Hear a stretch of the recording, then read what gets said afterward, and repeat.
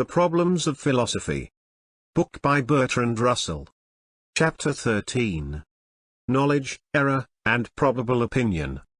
The question as to what we mean by truth and falsehood, which we considered in the preceding chapter, is of much less interest than the question as to how we can know what is true and what is false. This question will occupy us in the present chapter. There can be no doubt that some of our beliefs are erroneous. Thus we are led to inquire what certainty we can never have that such and such a belief is not erroneous. In other words, can we ever know anything at all, or do we merely sometimes by good luck believe what is true? Before we can attack this question, we must, however, first decide what we mean by knowing, and this question is not so easy as might be supposed. At first sight we might imagine that knowledge could be defined as true belief. When what we believe is true, it might be supposed that we had achieved a knowledge of what we believe. But this would not accord with the way in which the word is commonly used. To take a very trivial instance. If a man believes that the late Prime Minister's last name began with a B, he believes what is true, since the late Prime Minister was Sir Henry Campbell Bannerman. But if he believes that Mr. Balfour was the late Prime Minister, he will still believe that the late Prime Minister's last name began with a B, yet this belief, though true, would not be thought to constitute knowledge.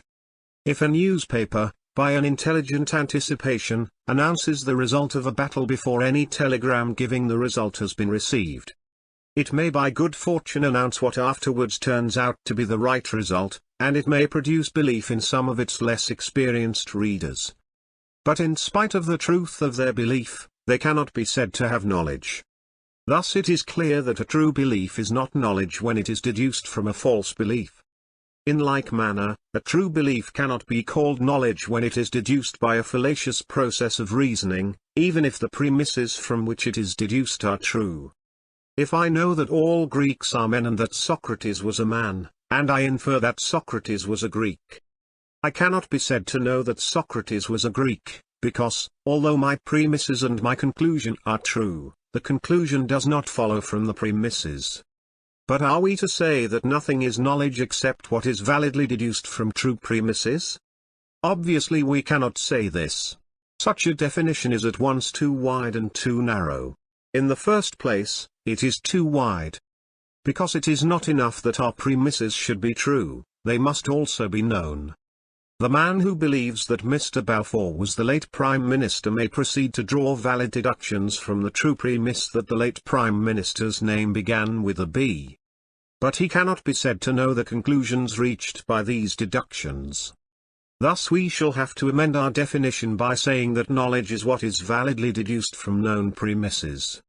This, however, is a circular definition. It assumes that we already know what is meant by known premises. It can, therefore, at best define one sort of knowledge, the sort we call derivative, as opposed to intuitive knowledge.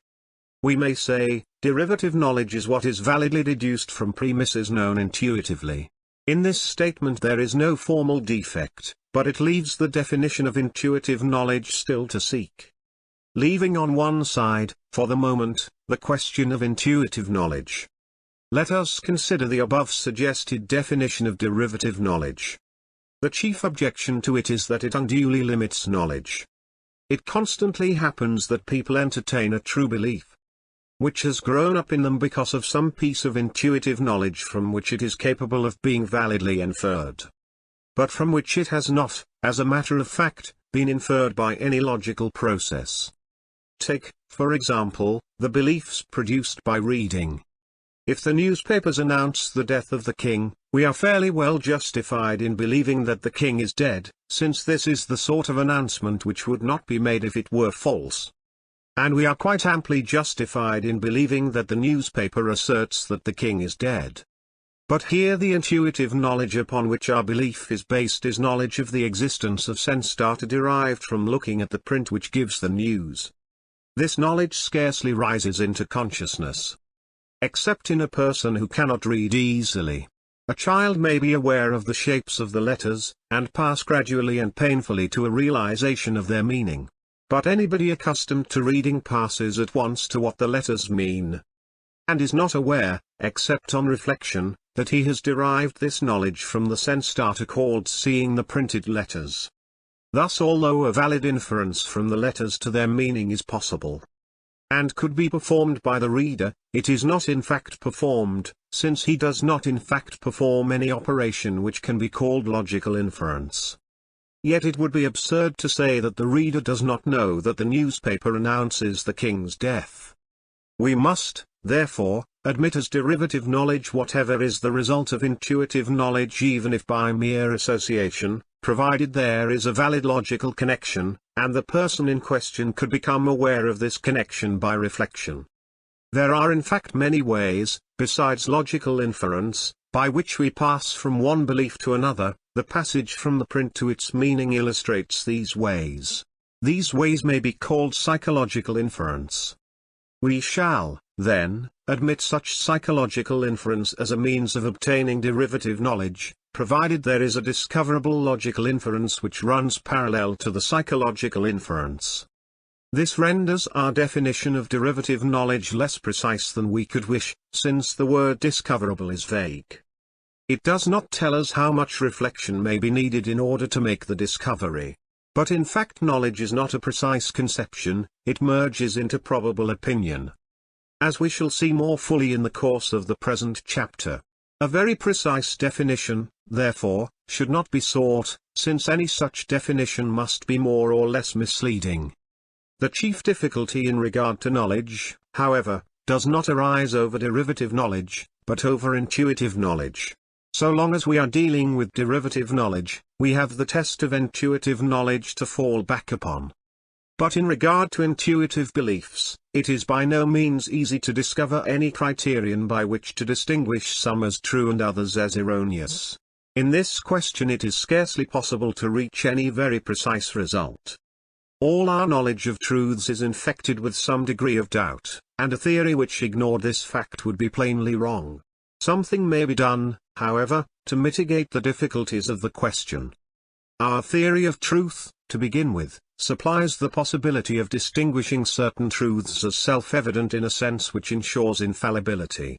When a belief is true, we said, there is a corresponding fact, in which the several objects of the belief form a single complex. The belief is said to constitute knowledge of this fact, provided it fulfills those further somewhat vague conditions which we have been considering in the present chapter. But in regard to any fact, besides the knowledge constituted by belief, we may also have the kind of knowledge constituted by perception, taking this word in its widest possible sense. For example, if you know the hour of the sunset, you can at that hour know the fact that the sun is setting. This is knowledge of the fact by way of knowledge of truths. But you can also, if the weather is fine, look to the west and actually see the setting sun. You then know the same fact by the way of knowledge of things. Thus in regard to any complex fact, there are, theoretically, two ways in which it may be known. 1. By means of a judgment, in which its several parts are judged to be related as they are in fact related.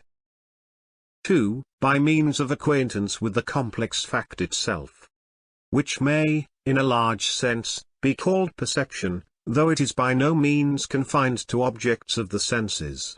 Now it will be observed that the second way of knowing a complex fact, the way of acquaintance, is only possible when there really is such a fact, while the first way, like all judgment, is liable to error.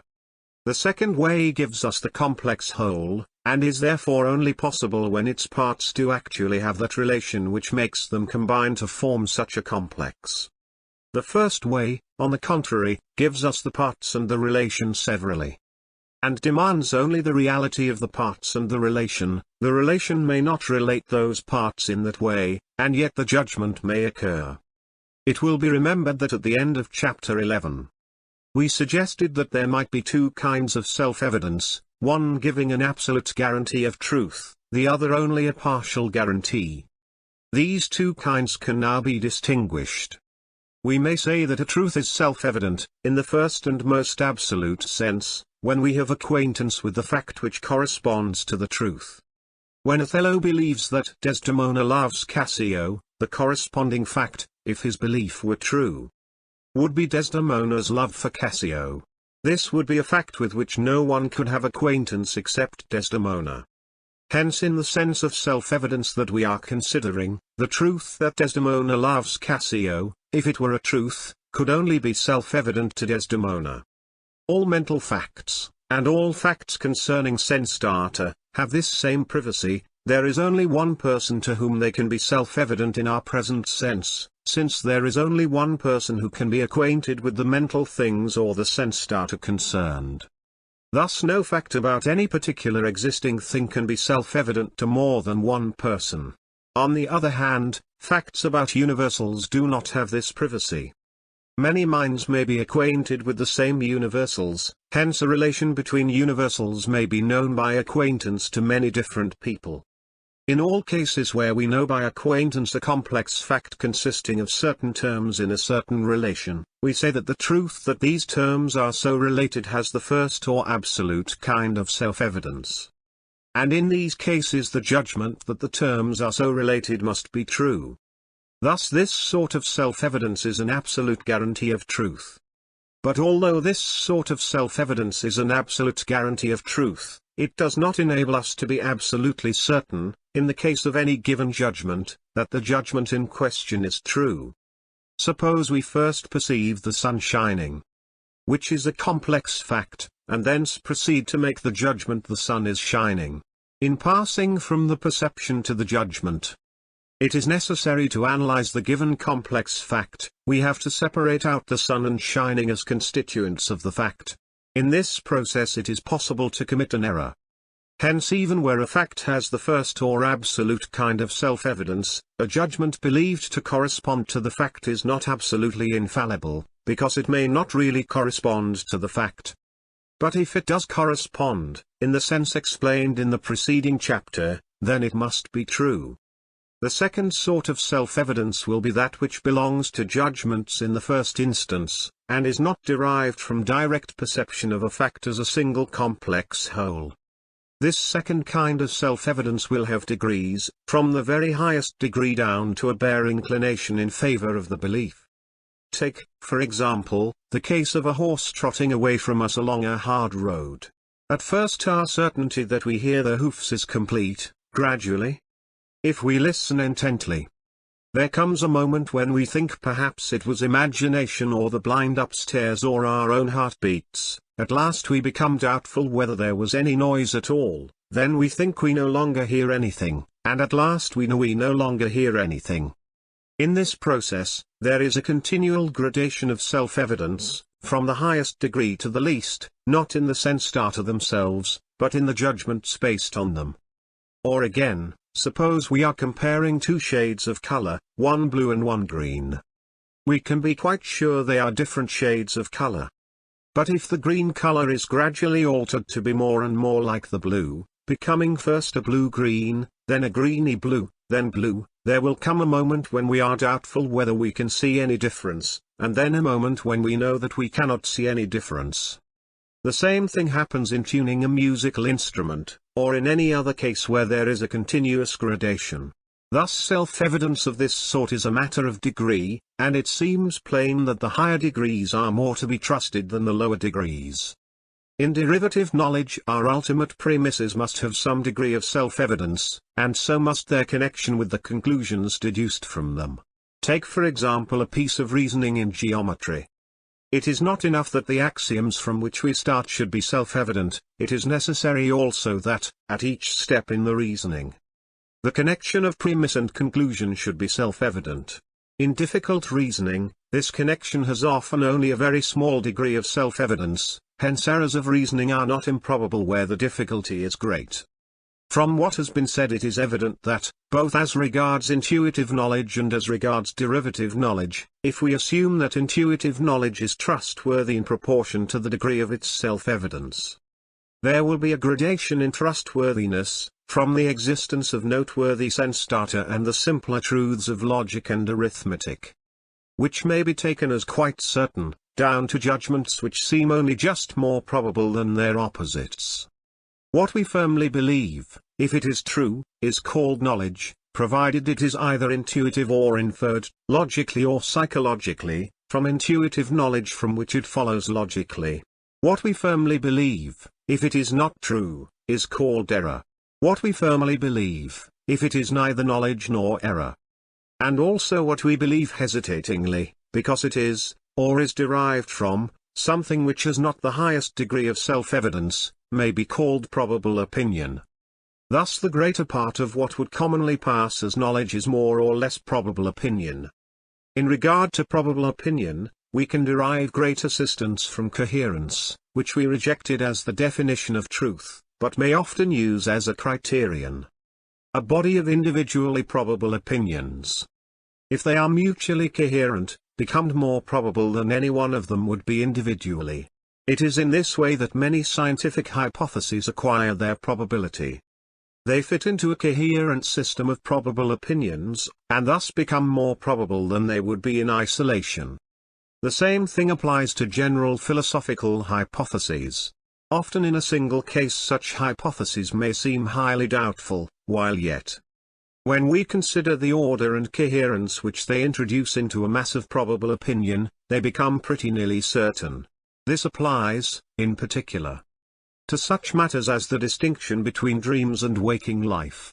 If our dreams, night after night, were as coherent one with another as our days, we should hardly know whether to believe the dreams or the waking life. As it is, the test of coherence condemns the dreams and confirms the waking life. But this test, though it increases probability where it is successful, never gives absolute certainty, unless there is certainty already at some point in the coherent system. Thus the mere organization of probable opinion will never, by itself, transform it into indubitable knowledge. End of the chapter. Thank you. Thank you.